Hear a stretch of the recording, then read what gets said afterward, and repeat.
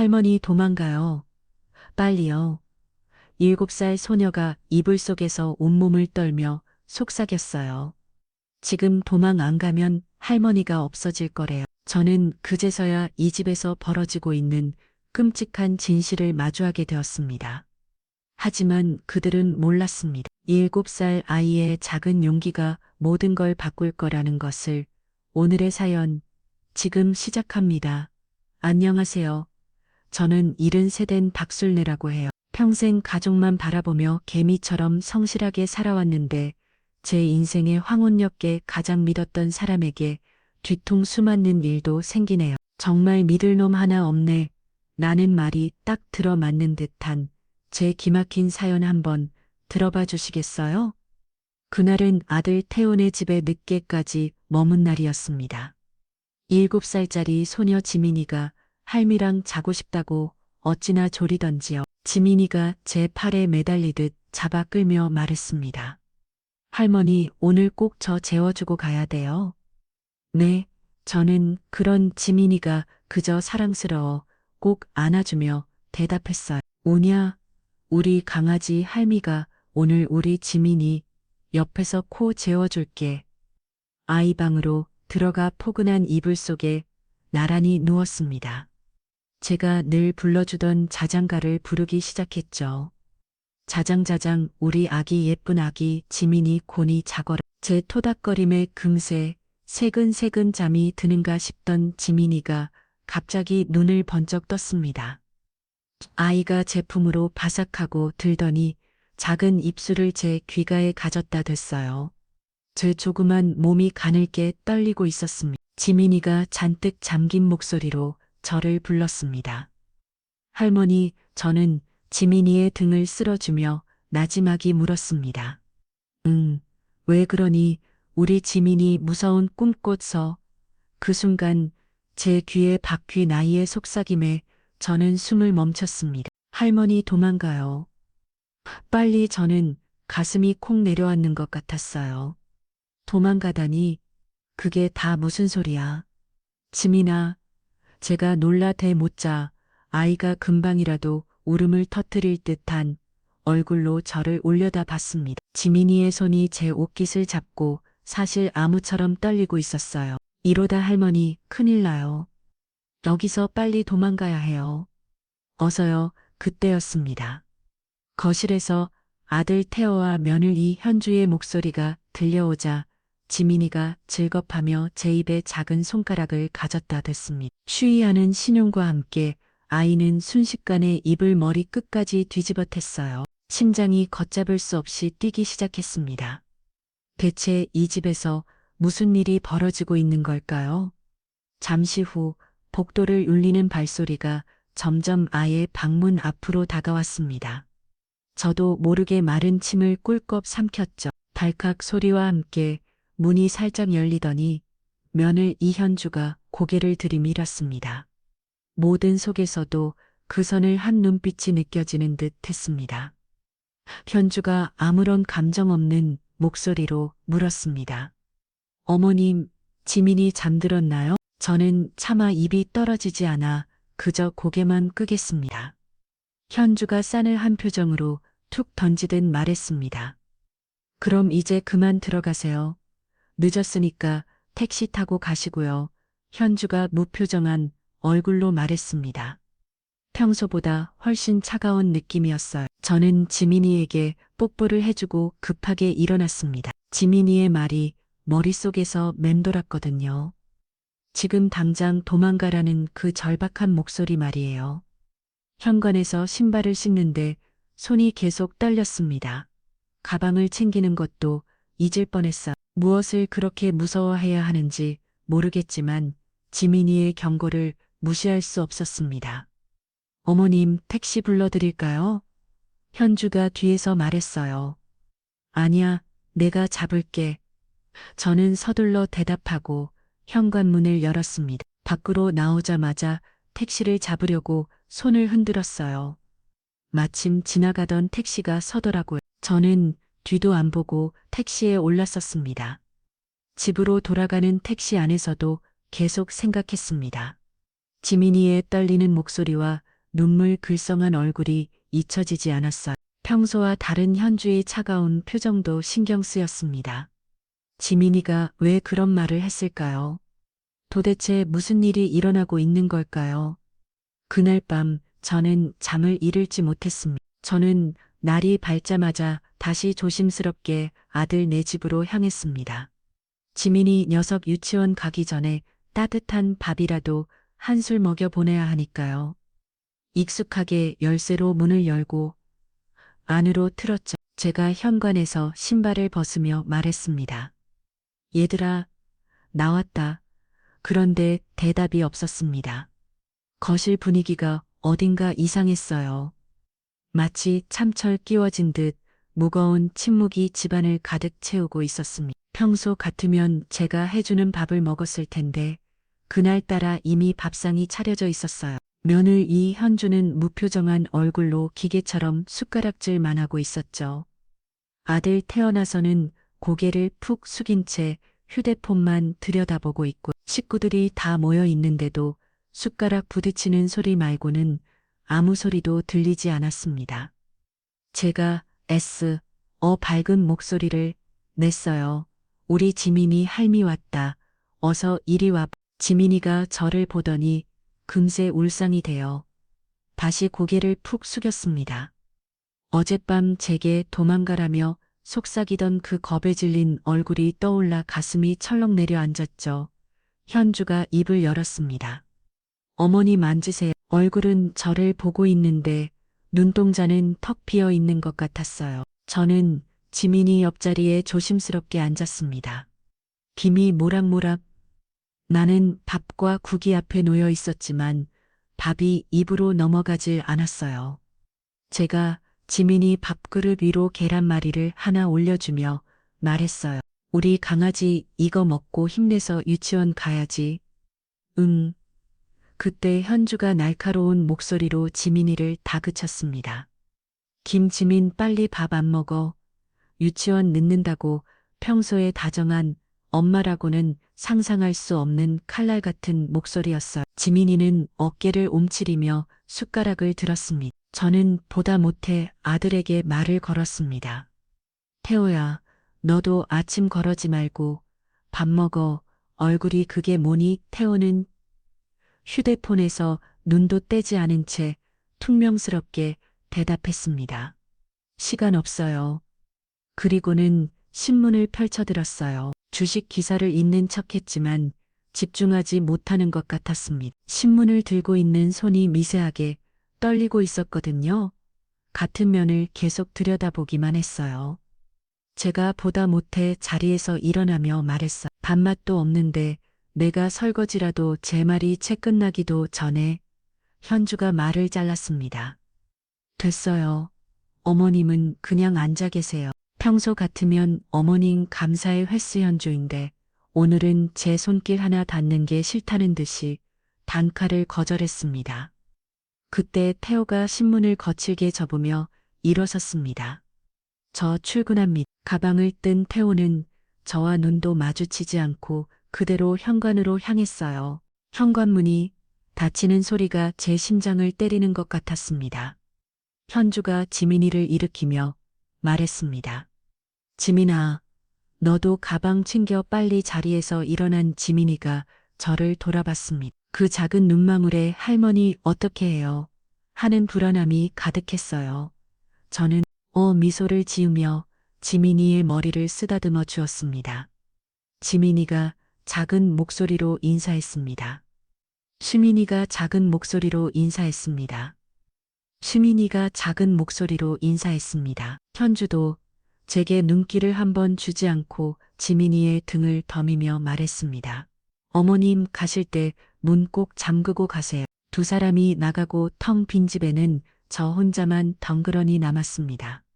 싸늘하게 식어버린 밥상 앞에 앉아 있자니 어젯밤 지민이의 목소리가 다시 귀가에 울리는 듯 했어요. 할머니 도망가 집안은 주의 죽은 듯이 고요했습니다. 벽시계 초침 소리만이 제 심장 소리처럼 크게 들려왔죠. 저는 홀린 듯이 부엌으로 갔습니다. 싱크대에는 아침을 먹은 그릇들이 그대로 쌓여 있었어. 깔끔한 성격의 현주가 설거지를 저렇게 내버려 둔 적이 없는데 말입니다. 무언가 단단히 잘못되었음. 얼음장 같던 현주의 표정 무언가에 쫓기는 듯 불안해하던 태호.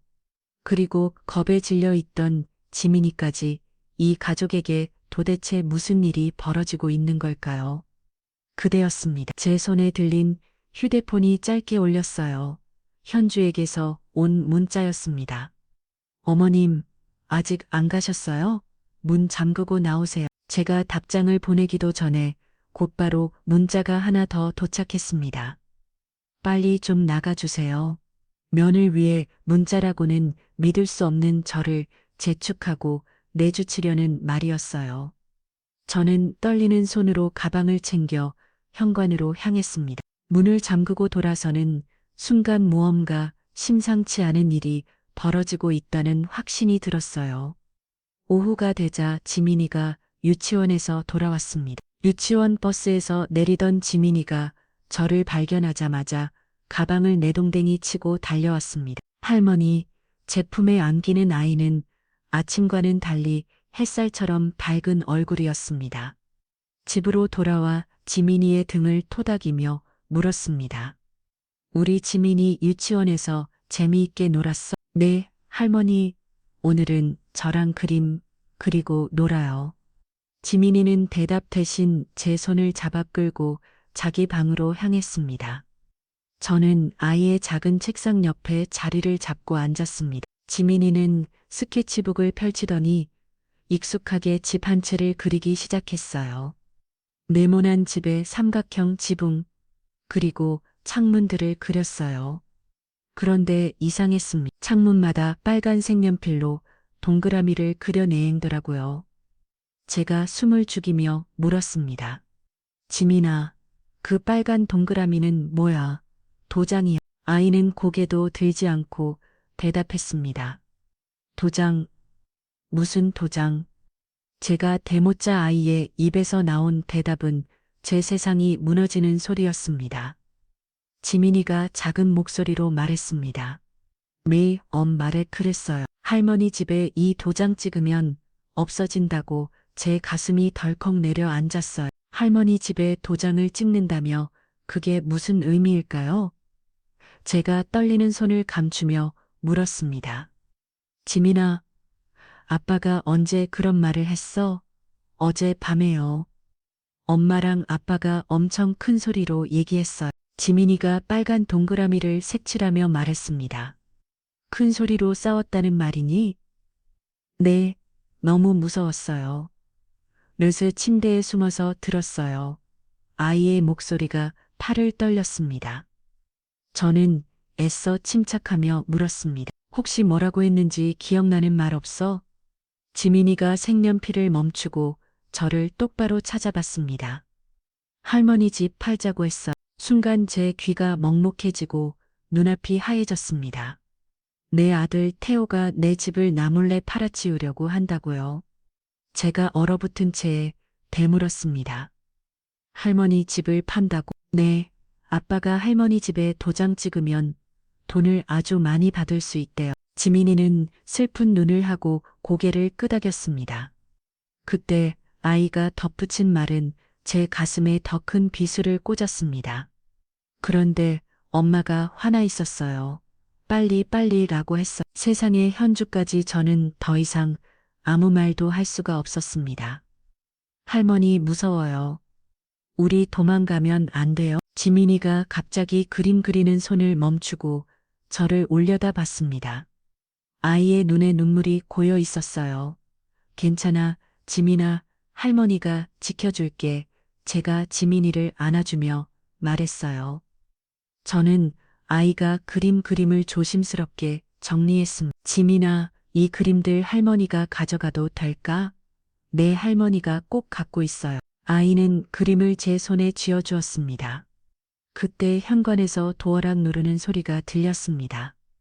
현주가 돌아온 것이지. 지민이는 번개처럼 일어나 제가 받아든 그림들을 자기 서랍 깊숙한 곳에 숨기고는 아무렇지 않게 다른 색칠 공부책을 펼쳤습니다. 그 작은 몸짓에 제 가슴은 또 한 번 무너져 내렸습니다.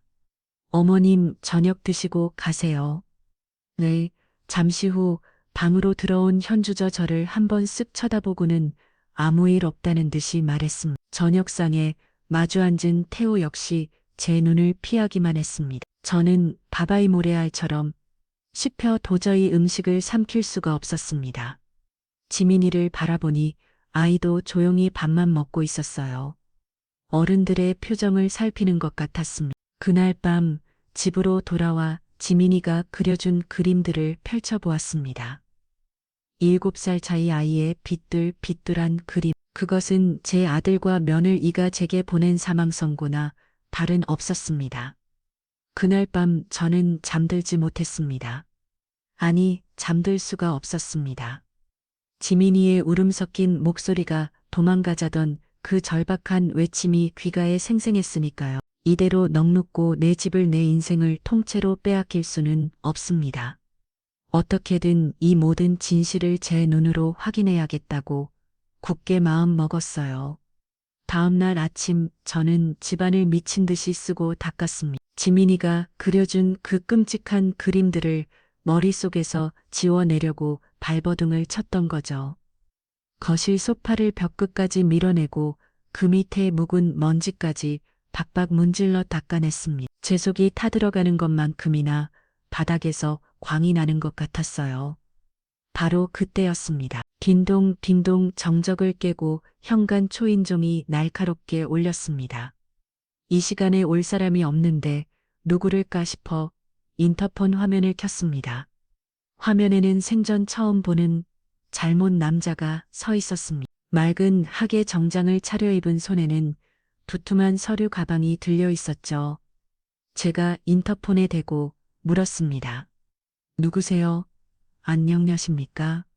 어머님, 저는 김철민 대리라고 합니다. 부동산에서 나왔습니다. 남자는 또 박도 박 자신을 소개했습니다. 네, 부동산에서 무슨 일로? 발음이 아니라 이득 매매권 때문에 본인 확인차 방문 드렸습니다. 집 매매라니요? 지민이의 그림이 그 아이의 겁에 질질 얼굴이 눈앞을 스쳐 지나갔습니다. 저는 떨리는 손으로 현관문을 열었습니다. 남자가 제게 정중하게 허리를 숙이며 명함을 건넸습니다. 처음 뵙겠습니다. 김철민이라고 합니다. 저는 박술래라고 합니다만 잠 매매라니 그게 다 무슨 말씀이세요? 저는 명함을 받아들 힘들 없이 되물었습니다. 김철민 대리가 당연하다는 듯이 설명했습니다. 최근 법이 바뀌었어요. 고령자분들 부동산 거래 시에는 저희가 직접 찾아뵙고 본인 의사를 확인하게 되어 있습니다. 기가 막혀서 헛웃음이 나왔습니다. 부동산 거래요? 저는 이 집을 내놓은 적이 없어요. 판다고 한 적도 없다고요. 제 말에 김철민 대리의 얼굴이 순간 굳어졌습니다. 그가 당황한 얼굴로 서류 가방을 여며 말했습니다. 네, 그럴 리가요. 저희는 아드님께 위임장까지 받아서 정상적으로 계약을 진행하고 있는데요. 위임장이요? 제가 써준 적 없는 위임장을 대체 어디서 받았다는 겁니까? 아드님, 말씀으로는 어머님께서 요양원에 들어가시게 되어 집을 처분하시는 거라고. 요양원. 아들 입에서 나온 적이 없었던 요양원이라는 단어를 생전 처음 보는 사람한테서 들으니 당황스러웠어요. 제가 입술을 파르르 떨며 말했습니다. 나는 요양원 관리로서 이 집을 팔 생각은 더더욱 없고 김철민 대리는 그제야 사태의 심각성을 깨달은 듯 했습니다. 그가 미간을 찌푸리며 중얼거렸습니다. 정말이십니까? 아이고, 이거 이상한데요? 뭐가 이상하다는 겁니까? 제가 소리쳤습니다. 나든님께서는 분명히 어머님 동의를 받았다고 하셨습니다. 여기 위임장에 어머님 도장까지 찍혀 있고요. 김철민 대리가 위임장이라는 종이를 제 눈앞에 내밀었습니다. 이게 내 도장인지 아닌지 당신이 어떻게 알아요? 나는 찍어준 적 없어. 김철민 대리가 잠시 생각에 잠기더니 제게 물었습니다. 어머님, 혹시 석 달 전쯤에 병원에 입원하신 적이 있으십니까? 있었죠. 허리 수술 때문에 보름 정도 입원했었지. 위임장에 찍힌 날짜가 바로 입원하고 계셨을 즈음입니다. 김철민 대리의 말에 눈앞이 침침해졌습니다. 제가 병상에 누워 고통스러워하고 있을 때 제 아들로는 제 집을 팔아치울 서류에 몰래 도장을 찍고 있었던 겁니다. 김철민 대리가 조심스럽게 입을 열었습니다. 어머님, 아무래도 이건 사기가 있습니다. 요즘 자식들이 부모님 재산 몰래 처분하는 일이 비일비재하거든요. 사기라니요. 세상에 다른 누구도 아닌 제 아들에게 사기를 당한 거라니요. 다리의 힘이 풀려 소파에 그대로 주저앉고 말았습니다. 제가 신락 같은 희망을 붙잡고 물었습니다. 그래서 계약은 대체 언제부터 진행된 겁니까? 한 달 전부터. 이미 계약 끝까지 다 넘어갔고 다음 주에 잔금 치르기로 약속이 다음 주 일주일만 더 있었더라면 저는 길바닥에 나앉을 뻔했습니다. 김철민 대리가 제 얼굴을 살피며 물었습니다. 어머님, 괜찮으십니까? 아니, 하나도 괜찮지 않아요. 알겠습니다. 이 계약 당장 중단시켜야 합니다. 이건 명백한 사기 계약입니다. 김철민 대리가 단호하게 말했습니다. 그는 곧바로 휴대폰을 꺼내 어딘가로 전화를 걸었습니다. 사장님, 저 김철민입니다. 방금 박술래 어머님 댁에 왔는데 본인은 집 파는 거 전혀 모르고 계십니다. 네, 아들이 위임장 위조한 것 같습니다. 당장 모든 절차 중단시켜 주십시오. 전화를 끊은 김철민 대리가 제게 말했습니다. 어머니, 일단 계약은 중단시켰습니다. 하지만 이미 계약금이 오간 상태라 법적으로 복잡해질 수 있습니다. 경찰에 신고부터 하시고 변호사 상담을 꼭 받아보셔야 합니다. 저는 멍하니 앉아 고개만 끄겠습니다. 김철민 대리가 돌아간 후에도 저는 한참을 소파에서 일어나지 못했습니다. 온몸에 피가 차갑게 식는 것 같았어요. 제 아들 태호가, 제 며느리 현주가 저를 요양원에 쳐넣고 제 집을 팔아치우려 했습니다. 어떻게 자식이 부모에게 이럴 수가 있을까요? 만약 김철민 대리가 오지 않았더라면, 만약 내 소녀 지민이가 제게 귀속말을 해주지 않았더라면, 그 순간 제 가슴 속에서 무언가 뜨거운 것이 울컥하고 치매로 올랐습니다. 저는 김철민 대리가 죽어간 명함을 손에 꽉 쥐었습니다. 이대로 당하고만 있지는 않을 겁니다. 내 피는 물을 흘리게 한 그들에게 이제 내가 지옥이 무엇인지 똑똑히 보여줄 차례입니다. 저는 떨리는 손으로 옆집 김씨 아주머니에게 전화를 걸었습니다. 그리고 염치불구하고 부탁했습니다. 김씨, 저술 레인데요. 혹시 지금 잠깐 시간 괜찮아요? 제가 구청에 가야 할 일이 있는데 같이 좀 가질 수 있을까 해서요. 구청은 무슨 일로요? 언니, 김씨가 걱정스럽게 물었습니다. 등기부등본이라는 걸 떼봐야 하는데 기계 쓰는 거에 익숙치 않아가지고. 아이고, 그건 제가 전문가죠. 지금 바로 갈게요, 언니. 김씨는 망설임 없이 대답해 주었습니다. 1시간 뒤 김씨의 부축을 받으며 구청에 도착했습니다. 구청 1층에 늘어서는 무인 발급기 앞에서 저는 숨이 턱 막히는 것 같았어요. 저 차가운 기계가 제 운명을 확인시켜 줄 거라고 생각하니 두려웠습니다. 김씨가 제 등을 두드리며 기계를 척척 조작하기 시작했습니다. 윙 하는 소리와 함께 얇은 종이 한 장이 기계에서 모습을 드러냈습니다. 자, 나왔어요. 언니, 김씨가 등기부등본을 제게 건넸습니다. 저는 떨리는 손으로 그 종이를 받아들었습니다. 태어나서 처음 보는 까만 글씨로 가득한 복잡한 서류였습니다. 그 글자들이 마치 벌레처럼 살아 움직이는 것 같았어요. 김씨가 제 어깨 너머로 서류를 들여다보며 말했습니다. 어디 보자, 갖고는 소유권이니까. 언니 이름이 맞고 의구에 뭐가 있네? 어머, 김씨의 낮은 비명에 제 심장이 멎는 것 같았습니다. 의구라는 칸에는 근처 당권 설정이라는 글씨가 선명하게 박혀 있었습니다. 채권 최고액은 무려 2억 원 돈을 빌려준 채권자는 생전 처음 들어보는 이름의 대부업체였습니다. 제가 다 죽어가는 목소리로 물었습니다.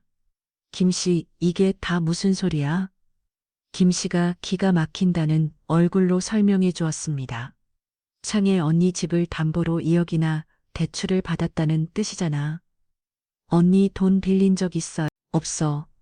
나는 평생 누구한테 돈 빌려본 적 없는 사람이야. 제가 소리쳤습니다. 그럼 날짜를 봐요. 날짜를 언제 이렇게 된 거야? 김 씨가 손가락으로 날짜를 집었습니다. 석 달 전 제가 허리 수술을 받고 병원 신세를 지고 있던 바로 그때였습니다. 내가 수술 대위에서 죽을 고비를 넘기고 있을 때 내 아들은 내 집을 담보로 업대에 빚을 내고 있었던 겁니다. 등기부등본을 더 자세히 들여다보던 김 씨의 목소리가 더욱 높아졌습니다. 언니, 이것 좀 봐. 소유권 이전 위임장까지 제출됐어. 제출자가 아들 김태호 그 이름을 확인하는 순간 저는 그 자리에 주저앉고 말았습니다.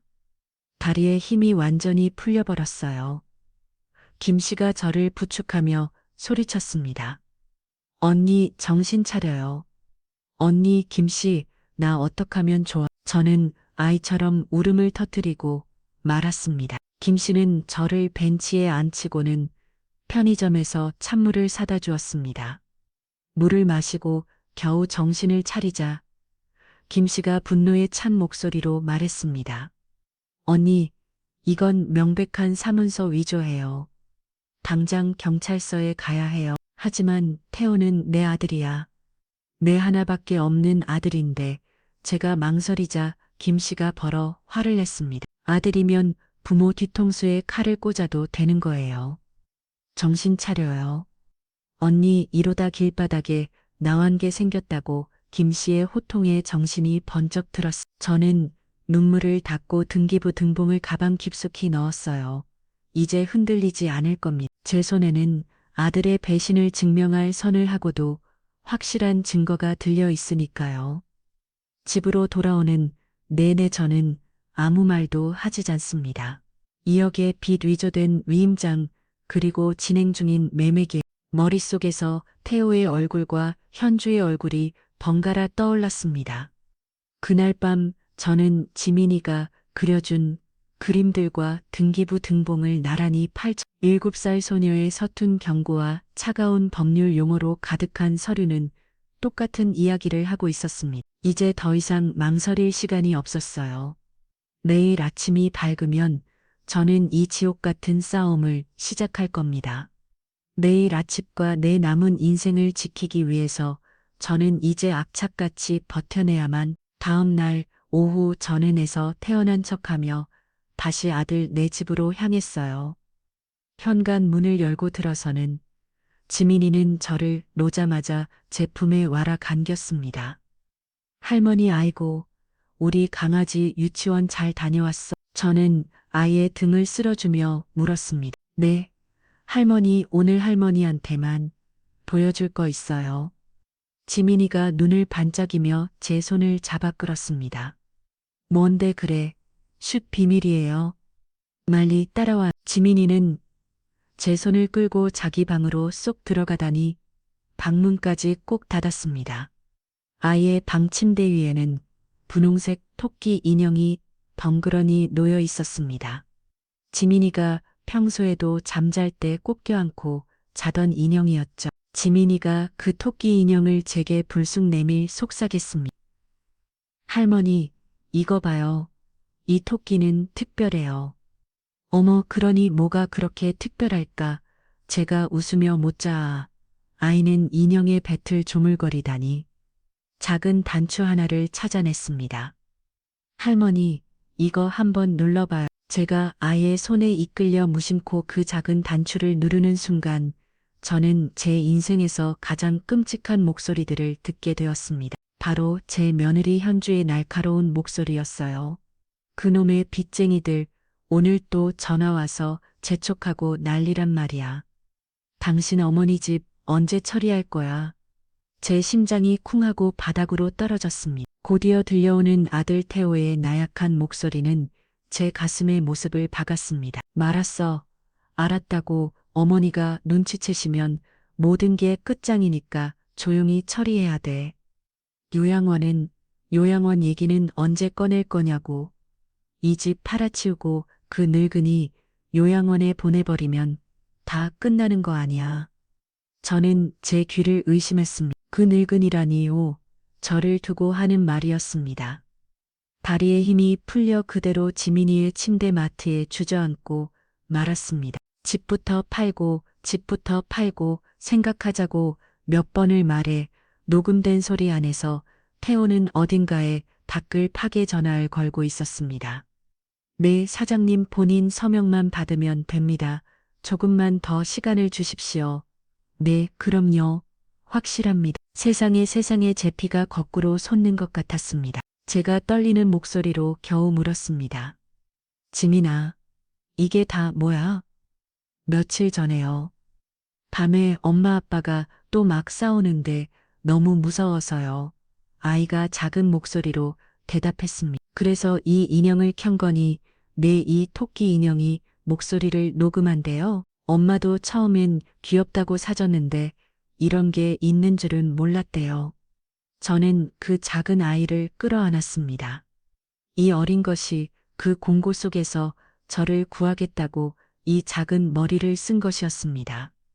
녹음은 계속해서 흘러나왔습니다. 제 집을 팔아 빚을 갚고 저를 요양원으로 보내버리겠다는 그들의 모든 계획이 토시 하나 틀리지 않고 담겨 있었어.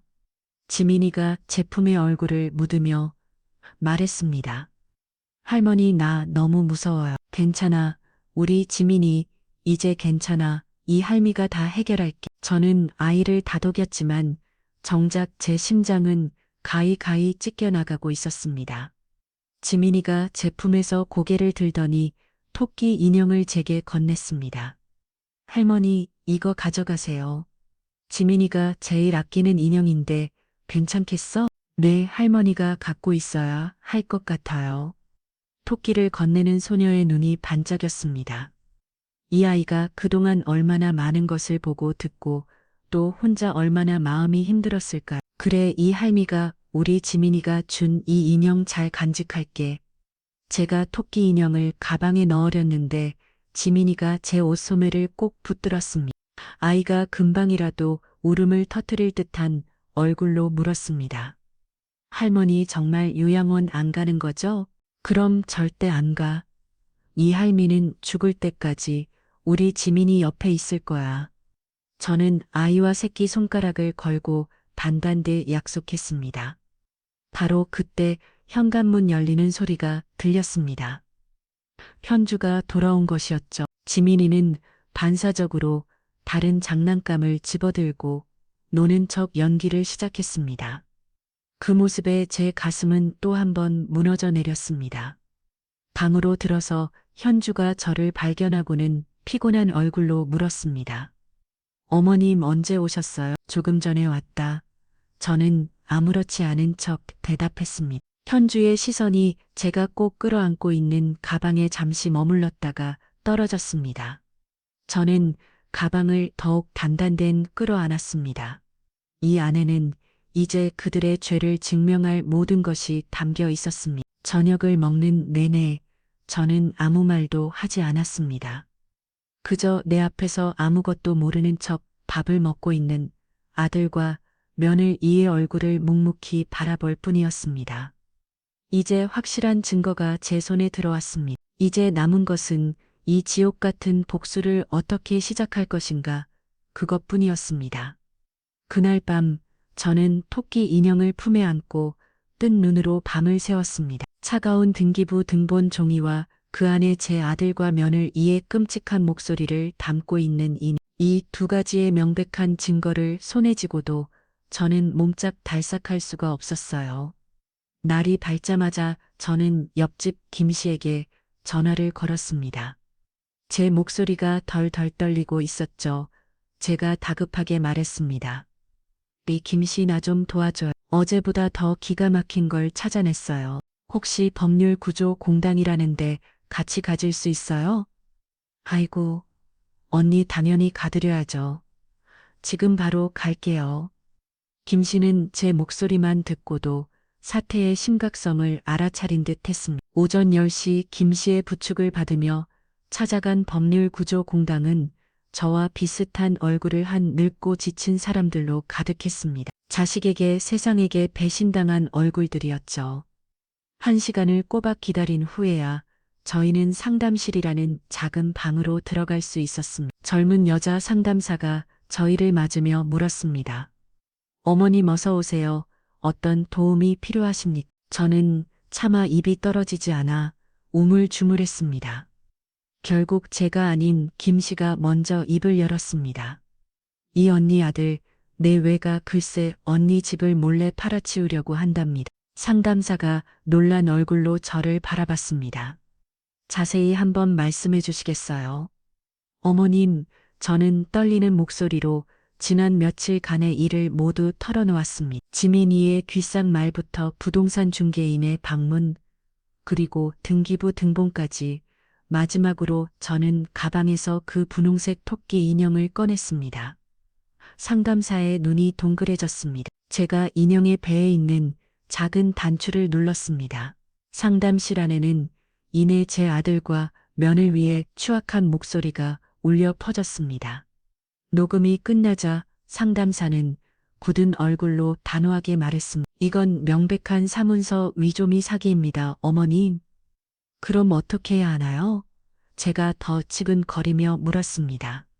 당장 경찰서에 가셔서 아드님과 며느입을 고소하셔야 합니다. 동시에 집 소유권에 대한 민사소송도 준비하셔야 하고요. 경찰서와 고소라는 단어가 제 심장을 찔렀습니다.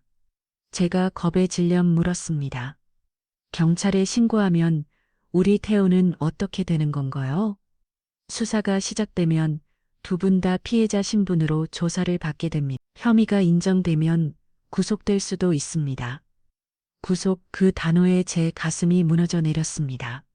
그때 제 머릿속에 지민이의 얼굴이 떠올랐습니다. 저 상담사님, 만약에 부모가 다 조사를 받게 되면 저희 7살짜리 소녀는 어떻게 되는 건가요? 제 질문에 상담사도 잠시 말을 잃었습니다. 그녀가 안타까운 얼굴로 말했습니다. 아, 아이가 있었군. 가족 간의 문제라 정말 신중하게 결정하셔야겠습니다. 만약 제가 신고를 안 하면 어떻게 되나요? 집을 잃으실 겁니다.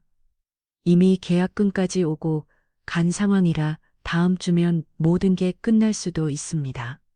상담사의 마지막 말은 사형 선고나 다른 없었습니다. 상담실을 나온 저는 김 씨와 함께 근처 찻집에 마주 앉았습니다. 저는 아무 말도 할 수가 없었어요. 김 씨가 제 손을 잡으며 분통을 터뜨렸습니다. 언니 뭘 망설여요. 당장 경찰서로 가야지. 그런 것들은 자식도 아니야. 하지만 김 씨 지민이는 어떻게 우리 지민이는 제 입에서 나온 말은 그것뿐이었습니다. 아니 언니 집도 중요하잖아요. 평생 피땀을 여 마련한 집을 저 짐승 같은 것들한테 뺏길 거예요. 경찰서에 가면 태호랑 현주 둘 다 잡혀가겠지? 당연히 잡혀가야지요. 죗값을 치러야죠. 그럼 우리 지민이는 엄마, 아빠도 없이 혼자 남게 되잖아. 그 어린 것이 결국 저는 참았던 눈물을 터뜨리고 말았습니다. 한참 동안 저를 지켜보던 김 씨가 조심스럽게 입을 열었습니다. 언니, 그럼 이렇게 해요. 일단 지민이부터 그 집에서 데리고 나오는 거예요. 지민이를 데리고 나온다고. 그래요. 언니 집으로 데려와서 언니가 보호하고 있는 거죠. 소녀를 할머니가 돌보는 게 뭐가 이상해요? 마이부터 안전하게 지켜놓고 그 다음에 저거들을 상대로 전쟁을 시작하는 거지. 김 씨의 말에 제 오름이 조금씩 멎었습니다. 집으로 돌아오는 내내 저는 김 씨의 말을 몇 번이고 되새겼습니다. 그래, 내 집도 지켜야 하지만 내 소녀도 지켜야 한다. 두 가지 모두를 드높일 수는 없습니다. 그날 밤 저는 토끼 인형을 다시 꺼내들었습니다. 그 안에서 들려오는 제 아들의 목소리는 여전히 제 가슴을 후벼 팠습니다. 하지만 이제 더 이상 망설이지 않을 겁니다. 이 작은 인형으로 저를 구하려 했던 내 소녀를 위해서라도 저는 이제 토끼져야 합니다. 내일 아침이 밝으면 저는 지민이를 데리러 갈 겁니다. 그리고 그 후에 내 모든 것을 건 이 끔찍한 전쟁을 시작할 겁니다. 그날 밤 저는 한숨도 잠들지 못했습니다. 뒤척이다 새벽녘에 일어나 복잡한 마음을 달라려 먼지 쌓인 서랍장을 열기 시작했어요. 오래된 물건들을 정리하다 보면 이 지옥 같은 심정도 조금은 가라앉을까 싶어서요. 서랍 깊숙한 곳에서 빛바른 가족 앨범이 나왔습니다. 앨범 첫 장에 꽂힌 사진은 8년 전 며느리 이현주가 처음 제게 인사로 왔던 날 찍은 것이었죠. 사진 속 현주는 제 두 손을 꼭 잡고 세상에서 가장 선한 미소를 짓고 있었습니다. 그때 현주가 했던 말이 지금도 기가에 생생합니다. 어머니 마음이 앞으로 어머님을 친정 어머니처럼 아니 친달처럼 살들이 모시겠습니다. 그 목소리가 꿀처럼 달콤했었죠. 그 꿀 속에 이리도 무서운 독이 들어있을 줄이야. 저는 사진을 가만히 쓸어보았습니다. 이 천사 같은 얼굴과 제 등 뒤에 칼을 꽂은 지금의 현주가 같은 사람이라는 것이 도저히 믿어지지가 않았습니다. 서랍을 더 뒤지다 보니 안쪽 깊숙한 곳에서 누렇게 변색된 서류 한 장이 나왔습니다. 아, 이건 결혼한 지 전 안 된 현주가 어느 날 제게 불쑥 내밀었던 바로 그 서류였습니다. 그날의 기억이 섬광처럼 머리를 스치고 지나갔습니다. 현주는 환하게 웃으며 제게 서류를 내밀었죠. 어머님, 저희 이사 때문에 그러는데 간단한 동의서니까 여기 도장 좀 찍어주시겠어요? 하지만 그날따라 제가 감기 몸살로 머리가 깨질 듯 아팠습니다. 현주야, 미안하다면 안 되겠니? 내가 오늘 도저히 정신이 없구나. 아, 그러세요. 그럼요. 어머님, 급한 거 아니니 푹 쉬세요. 현주는 웃으며 서류를 물렸지만 그 눈빛에 스치던 실망감을 걸은 왜 그때 알아채지 못했을까요? 며칠 뒤 현주는 다시 그 서류를 들고 저를 찾아왔습니다. 어머님, 지난번 그 서류요. 갑자기 좀 급해졌어요. 그래 일이 줄여 제가 도장을 찾으려고 서랍을 여는 순간 배를 지어듣는 듯한 통증이 시작됐습니다.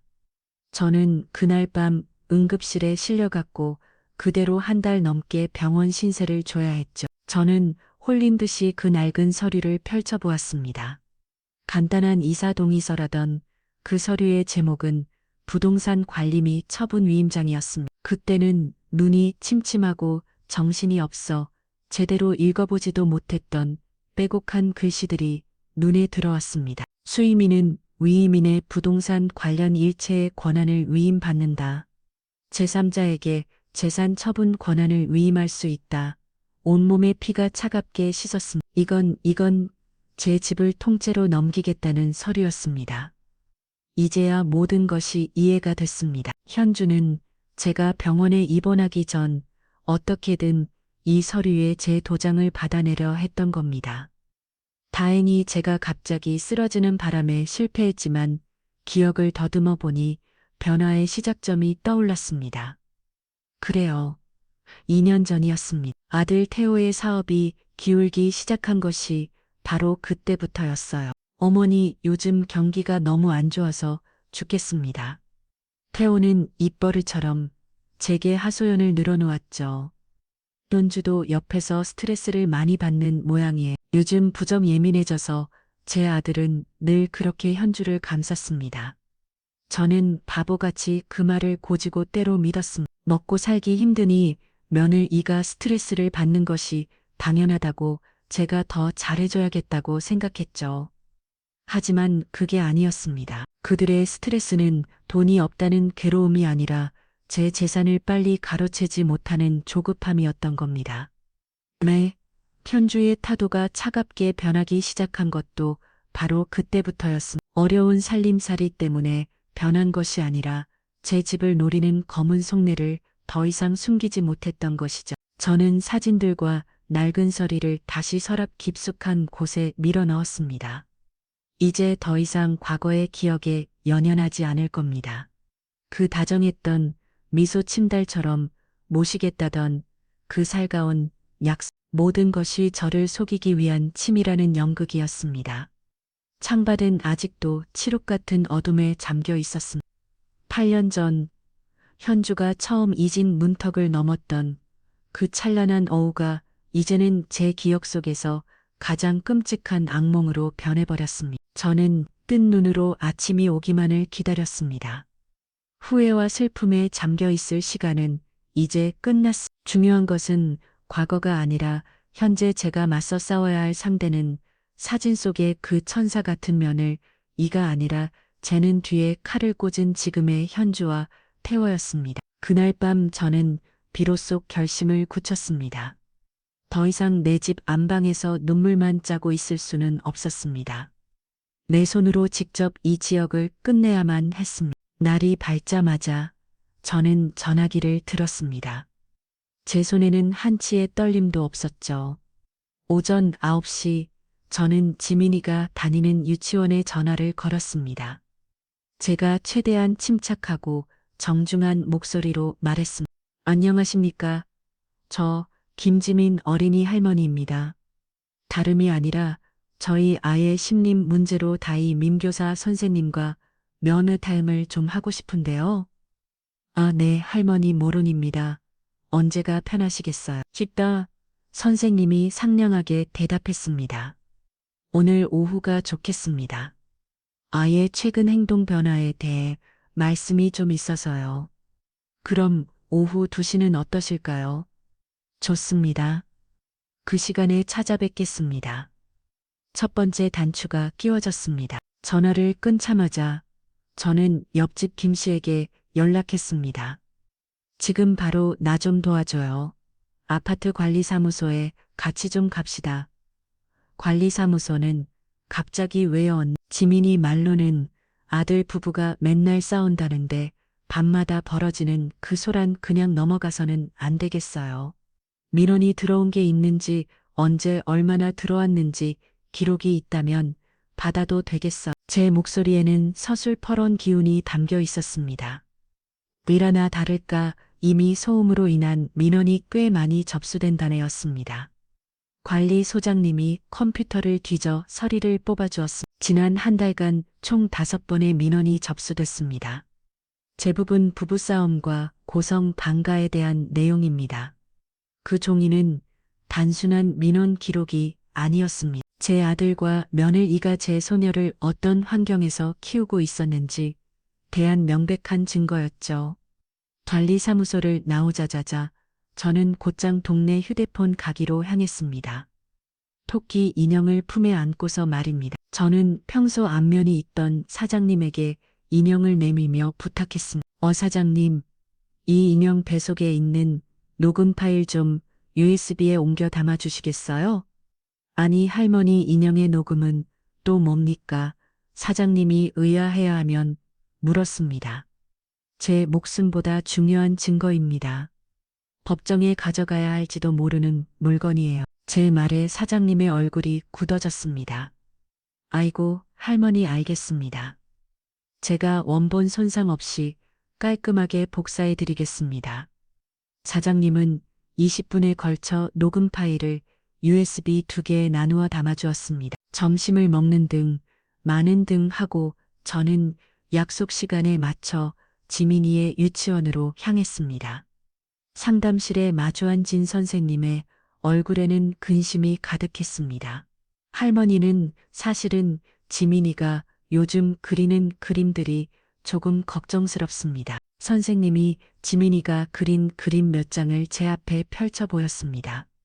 집이 무너져 내리는 그림, 온 가족이 눈물을 흘리는 그림, 집이 사라지거나 가족들이 슬픈 얼굴을 하는 그림을 계속 그리고 있어요. 혹시 가정에 무슨 우환이라도 있으신 건지요? 선생님의 조심스러운 질문에 저는 모든 것을 털어놓았습니다. 우리 아이에게 심리치료가 필요할까요? 제 질문에 선생님은 단호하게 고개를 끄덕였습니다.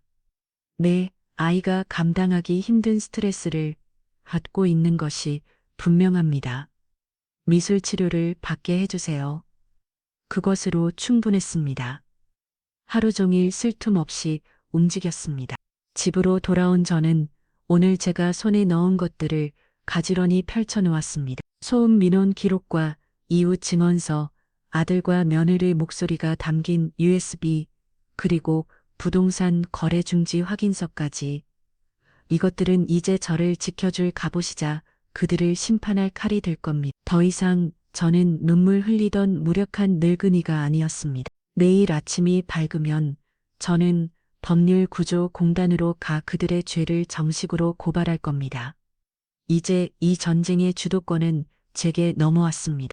그 작은 몸으로 저를 구하려 했던 내 소녀 지민이를 위해서라도 저는 결코 이 싸움에서 지지 않을 겁니다. 다음 날 아침 저는 해가 뜨기도 전에 자리에서 일어났습니다.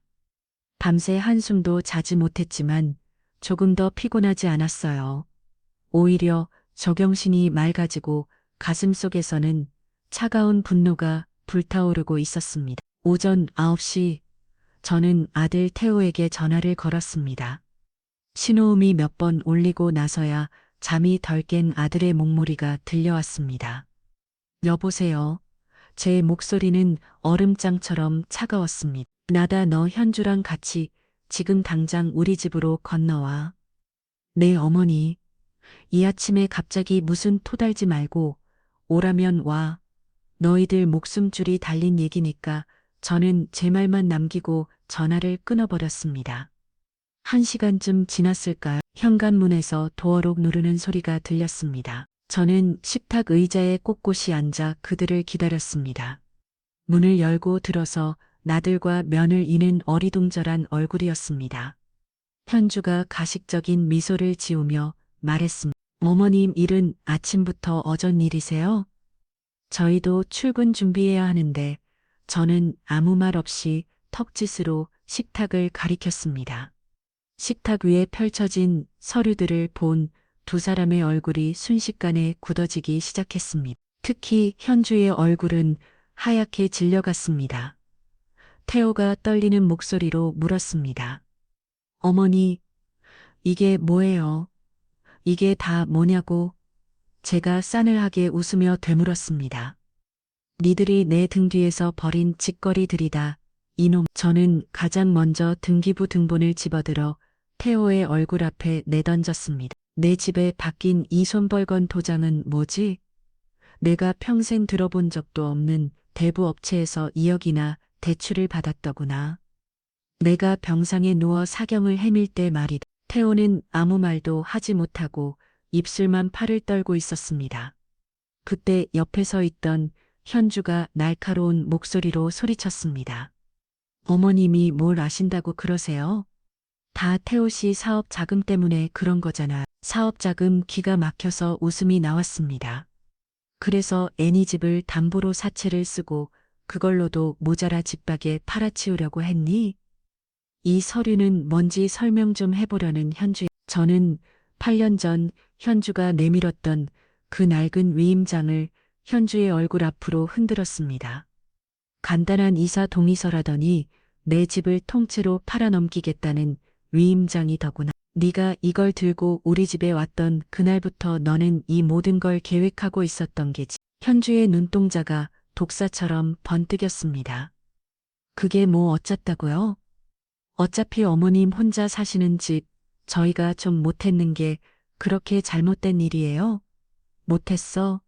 이게 못했는 걸로 보니 저는 마지막으로 토끼 인형의 배를 눌렀습니다. 그 늙은이 요양원에 보내버리면 다 끝나는 거 아니야? 인형에게서 흘러나오는 자신의 목소리에 현주는 결국 걸굴귀를 제 빛으로 변했습니다. 모든 것이 끝났다는 것을 직감한 것이죠. 저는 자리에서 일어났습니다. 그리고 제 인생을 망가뜨리려 했던 두 사람에게 제 마지막 선고를 내렸습니다. 너희가 사는 집 전세금 내가 대준 거니까 내놓고 당장 나가. 그리고 내 눈앞에 나타나지만 어머니 태호가 제 앞에 무릎을 꿇고 빌기 시작했습니다. 어머니, 제가 다 잘못했습니다. 제발 제발 한 번만 용서해 주세요. 하지만 저는 돌아보지 않았습니다. 용서는 경찰서에 가서 비로 나는 너 같은 아들 둔 적 없. 저는 그들을 등지고 안방으로 들어와 문을 잠가 버렸습니다. 문 밖에서 두 사람이 울고 불고 소리치는 소리가 들려왔지만 제 마음은 조금 더 흔들리지 않았습니다. 이제 진짜 전쟁은 끝났습니다. 저는 제 집도 제 소녀도 그리고 제 남은 인생도 모두 지켜낸 것입니다. 석 달이라는 시간이 흘렀습니다. 저희 집에는 매일 아침 햇살과 함께 우리 지민이의 웃음소리가 가득 찼습니다. 그 끔찍했던 악몽은 마치 오래전 일처럼 아득하게만 느껴졌죠. 그날 오후 저는 지민이와 함께 거실에서 그림책을 읽고 있었습니다. 그때 전화벨이 울렸습니다. 지민이가 제게 전화기를 총총 가져다 주었습니다. 할머니 전화 왔어요. 아이는 어느새 저를 챙겨줄 만큼 몸도 마음도 부쩍 자란 것 같더라고요. 네, 박순례입니다. 제가 전화를 받았습니다. 안녕하십니까.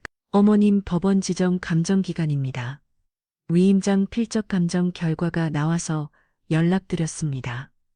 저는 숨을 멈췄습니다. 드디어 그날이 온 겁니다.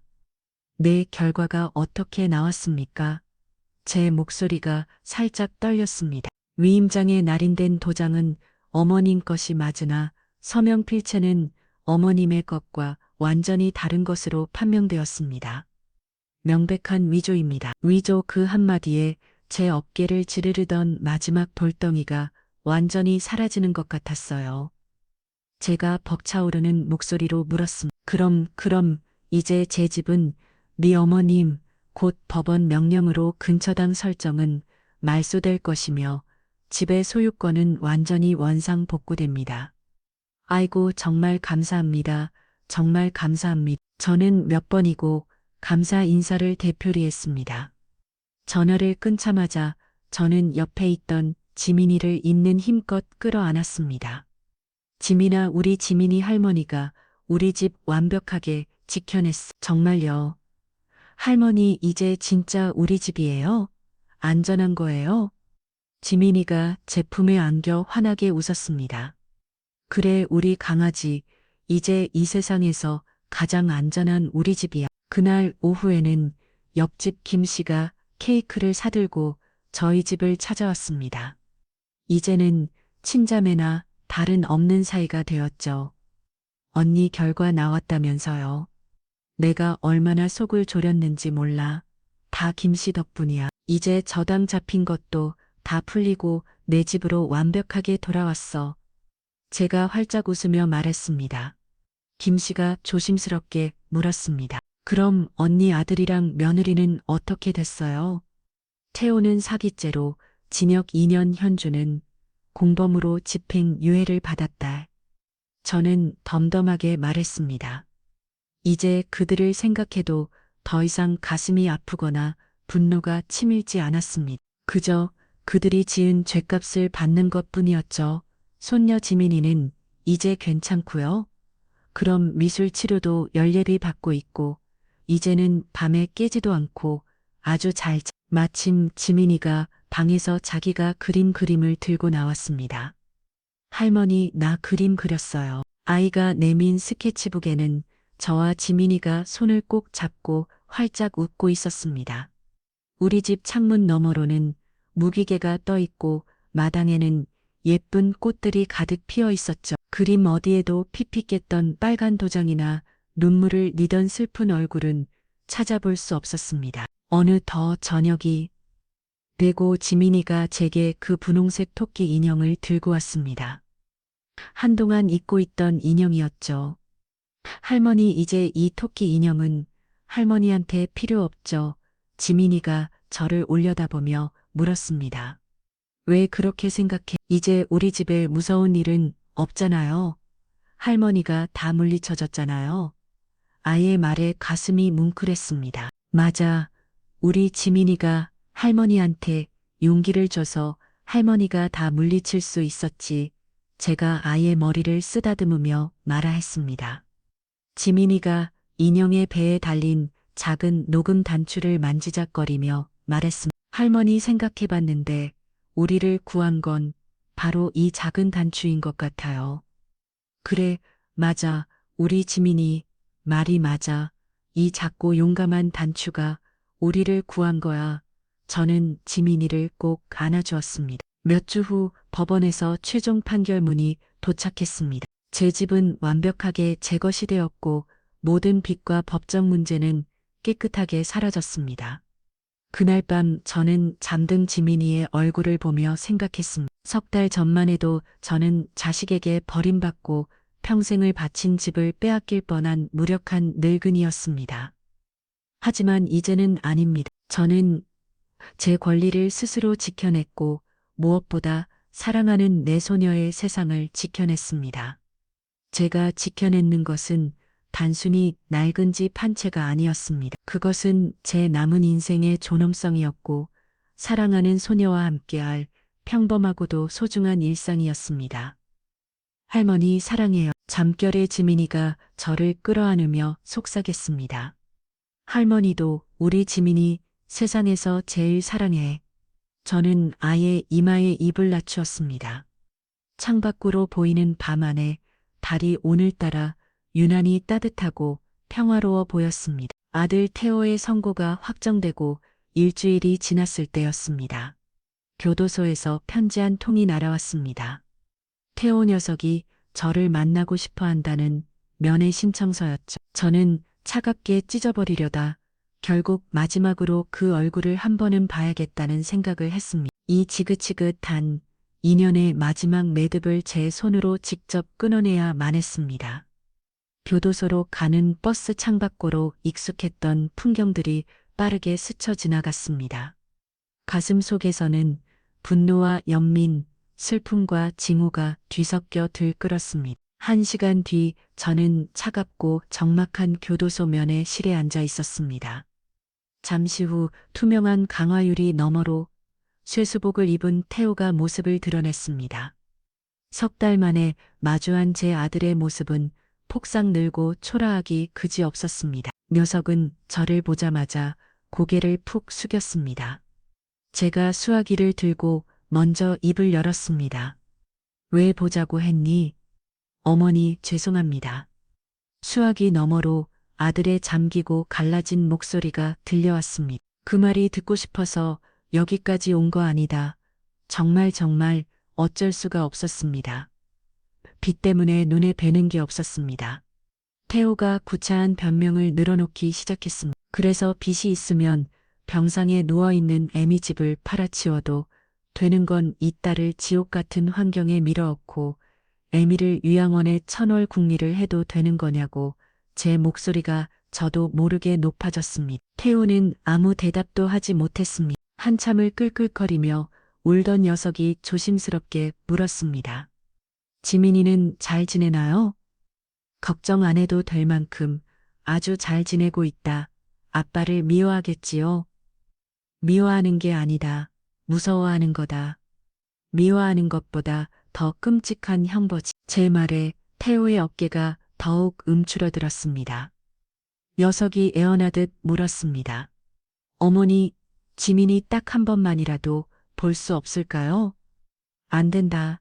저는 단칼을 잘랐습니다. 어머니, 그래도 제가 지민이 친한 바인데 친아빠 니 딸이 듣는 앞에서 애매을 그 늙은이라고 부르고 집을 팔아치울 궁리나 하는 게 친아빠가 할 짓이니 넌 그날 부로 지민이 아빠 될 자격을 네 손으로 내던진 거야. 태호는 더 이상 아무 말도 하지 못했습니다. 교도관이 면허 종료 시간을 알렸습니다. 태호가 자리에서 일어나며 마지막으로 저를 바라보았습니다.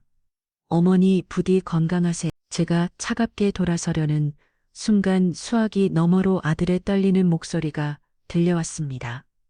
어머니, 우리 지민이 잘 부탁드립니다.